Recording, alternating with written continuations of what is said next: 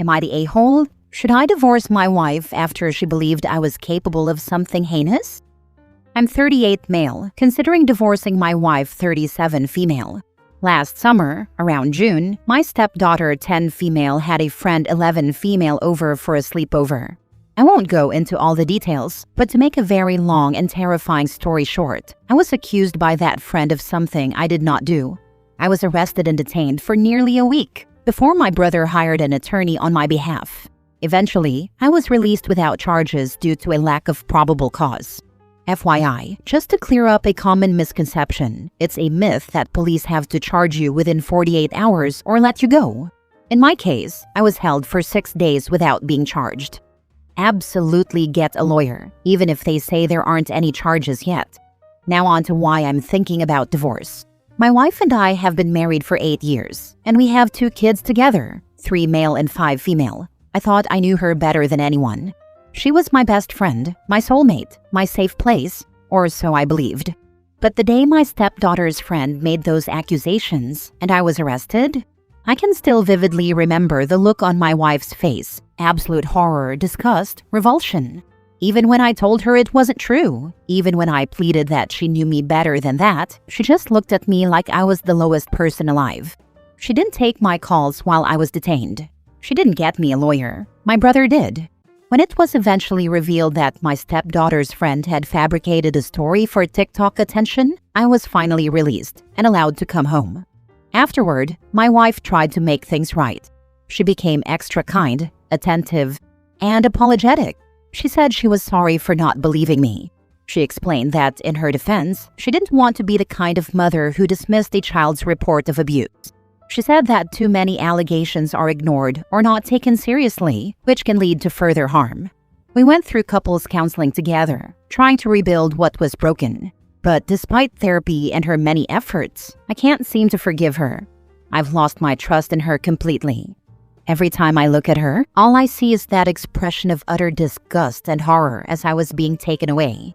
She keeps begging me for another chance, and I don't know if I can give it to her.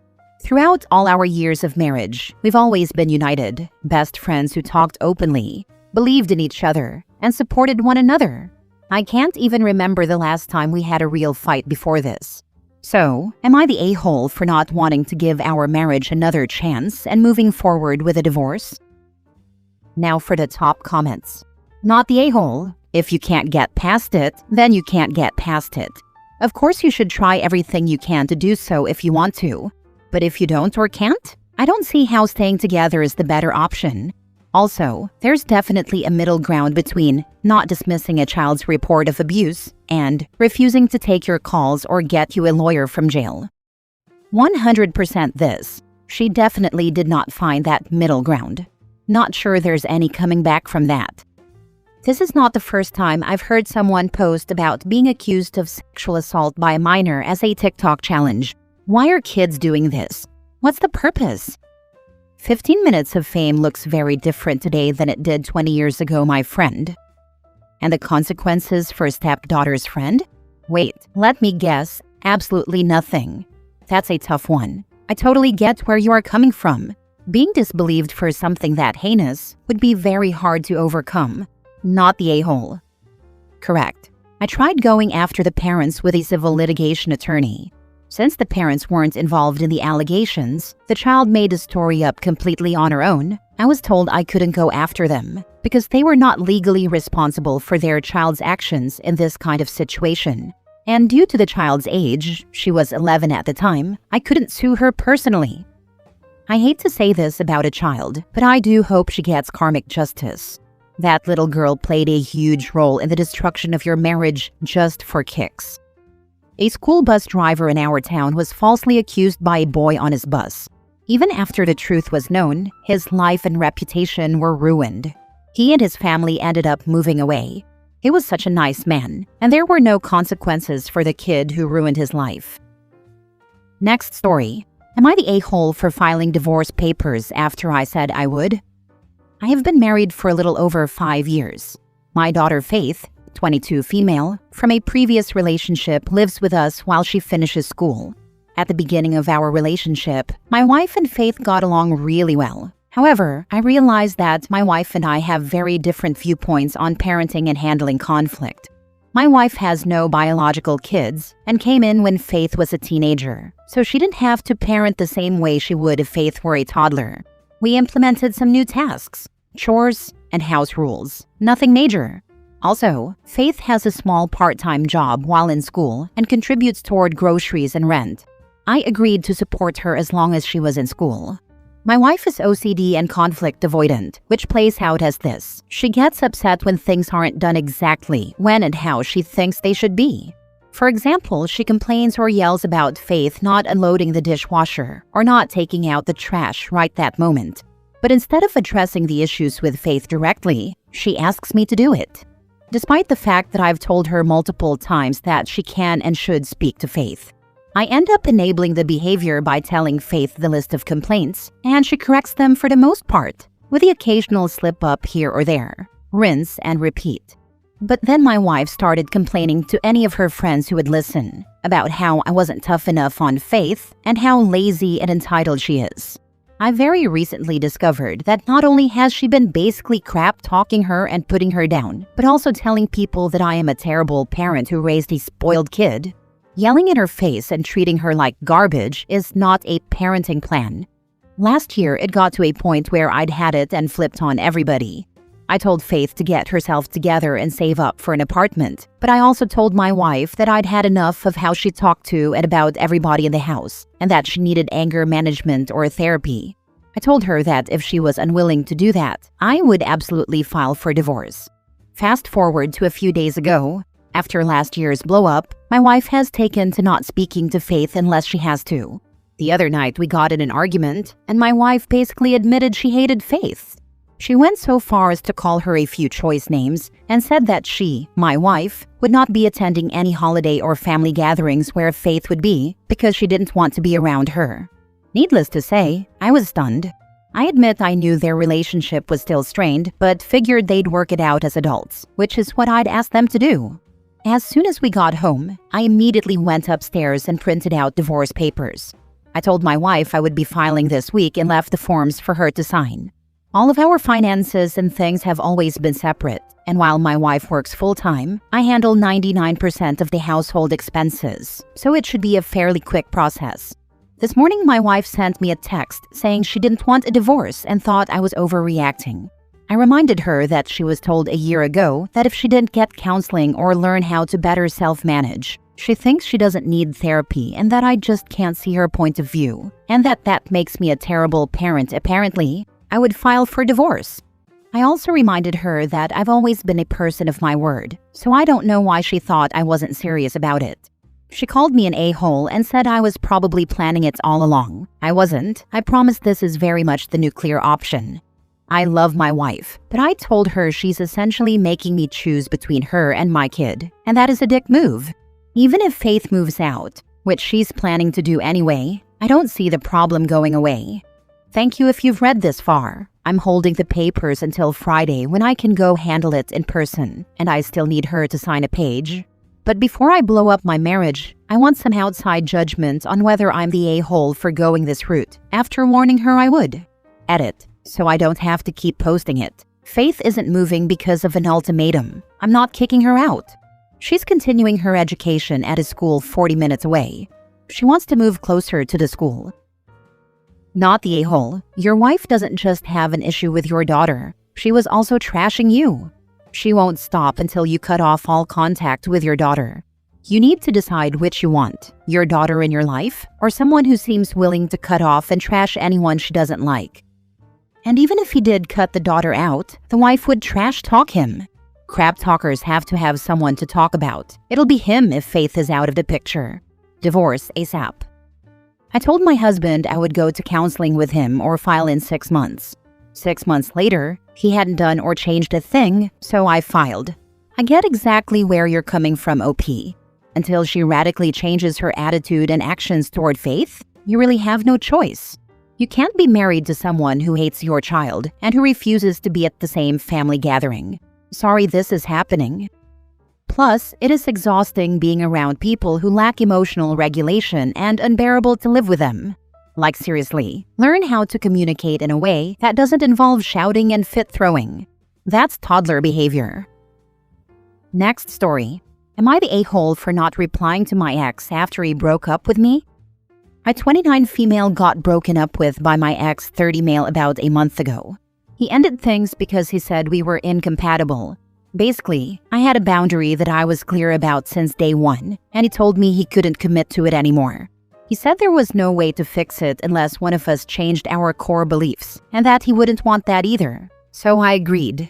He said he wanted to stay friends, but I told him no.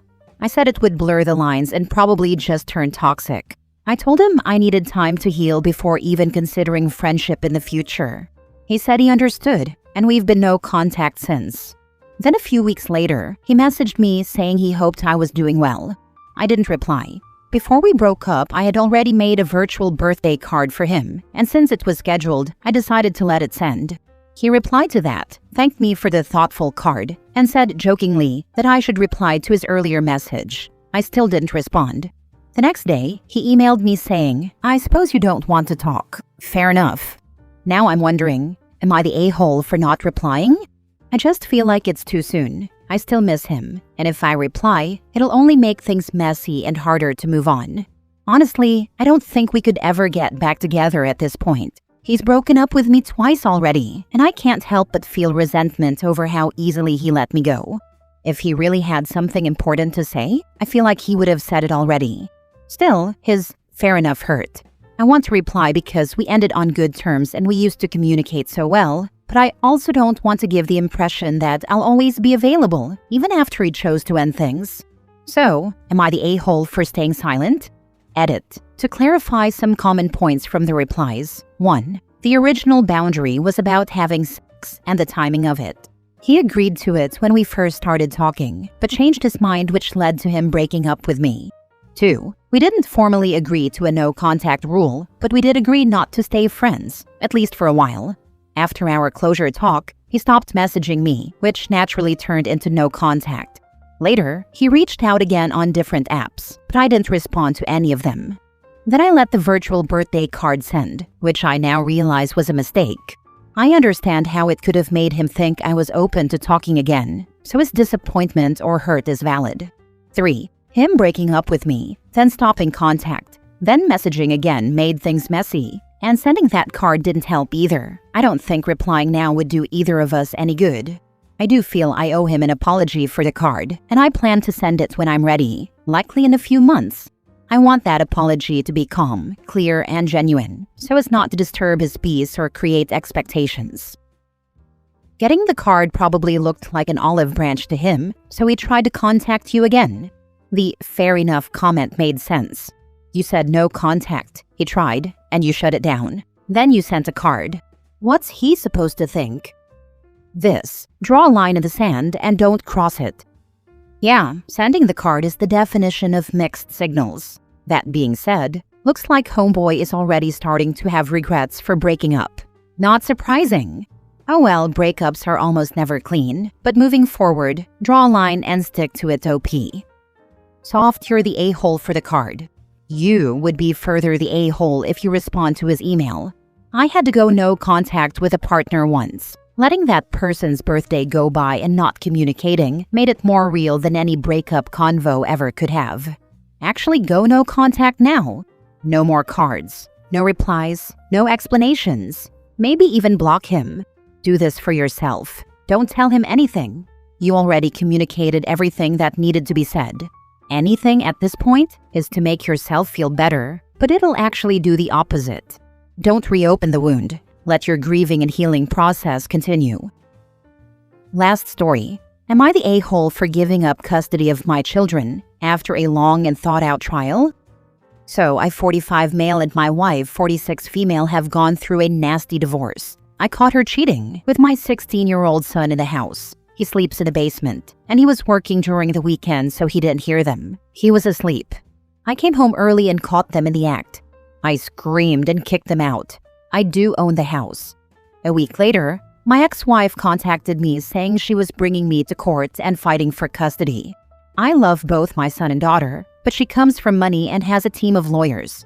I own a small mechanics shop in the rural hamlet we live in, so I don't have much money to spend on a lawyer.